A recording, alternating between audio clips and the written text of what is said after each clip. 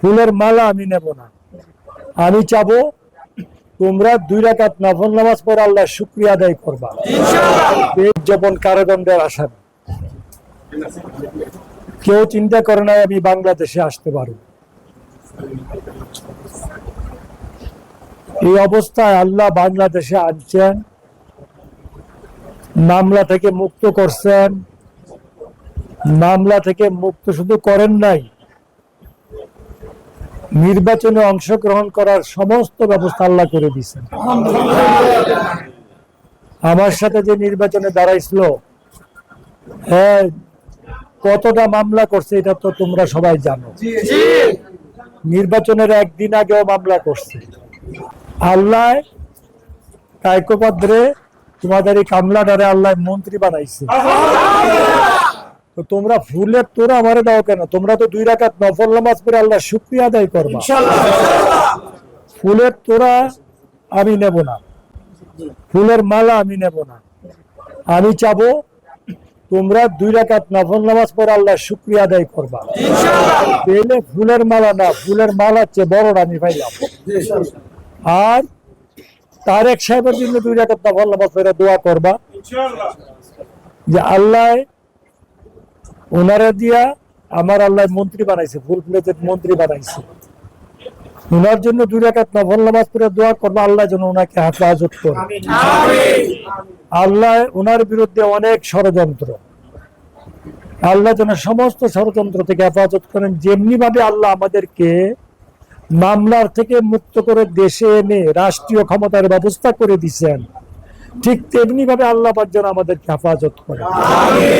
আল্লাহর হেফাজত ছাড়া আমাদের কোনো উপায় নাই। তো তোমাদের মধ্যে আমার একটা অনুরোধ থাকবে, মুরাদনগরকে মাদক মুক্ত করতে হবে, মুরাদনগরকে চাঁদাবাজ মুক্ত করতে হবে, মুরাদনগরকে অন্যায় মুক্ত করতে হবে। কারোর প্রতি কোনো অন্যায় অত্যাচার অবিচার জুলুম নির্যাতন করা যাবে না।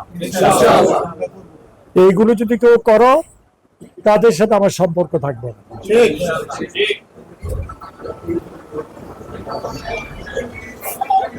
মস্তানি করা যাবে না। মস্তানি বুঝো তো?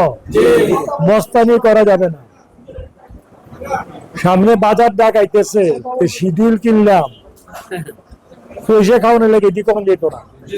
শিডিউল যদি কিনো বাজারে টেন্ডার দিবা, টেন্ডার দিয়ে যদি টেন্ডারে কাজ পাও করো, আমার আপত্তি নাই। কিন্তু এত বদনাম হয় যে মুরাদনগর পোলাপানরা শিডিউল কিনে পয়সা খায়, কমিশন খায়, এইগুলো হতে দেওয়া যাবে না। আল্লাহ যে নিয়ামত আমাদেরকে দিছে, যে সুযোগ আমাদেরকে দিছে, আল্লাহ শুকরিয়া আদায় করে শেষ করা যাবে না। এবং কেউ যদি কোনো অন্যায় অপরাধ জুলুম করে রাখে, আইন অনুযায়ী তার বিচার হবে। নিজের হাতে আইন তুলে নেওয়া যাবে না, মস্তানি করে তার থেকে পয়সা খাওয়া যাবে না। কারণ আমার আর চাও পাওয়ার কিছু নাই। আমাদের কোনো কর্মে যদি দলের কোনো বদনাম হয়, আমি তাদেরকে বহিষ্কার করব।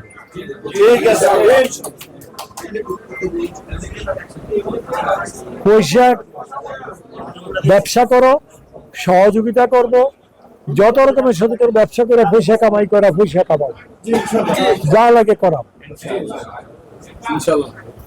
কিন্তু কোনো দান্দাবাজি না।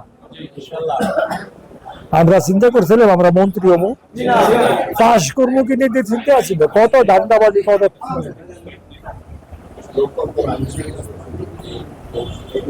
আল্লাহ সব আল্লাহ। তোমরা সবাই 2 রাকাত নামাজ পড়বা, আল্লাহ শুকরিয়া পাবো। আর 2 রাকাত নামাজ পড়বা তারেক সাহেবের জন্য।